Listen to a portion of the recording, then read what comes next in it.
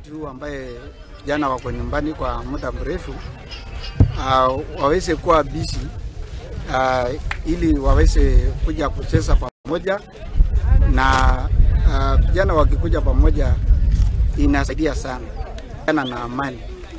Unajua the youth ndio sana wao wanatumika kwenda pengine mambo ya hata wizi wa ng'ombe na nini, lakini wakikuja pamoja vijana wanaweza kuinteract wakiwa makabila sote ambayo wako hapa Samburu East, na tunaweza kuminimize hiyo mambo kidogo ambaye vijana wanajiingiza mara kwa mara.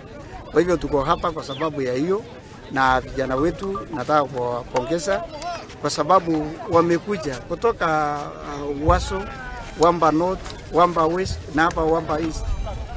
Vijana wako hapa na inaona wako pia wana furaha kucheza. Vijana wakikuja pamoja inasaidia sana kwa sababu inalete vijana wote wa Samburu East pamoja, na ile mambo hata ya drugs inakuwa vijana wako busy.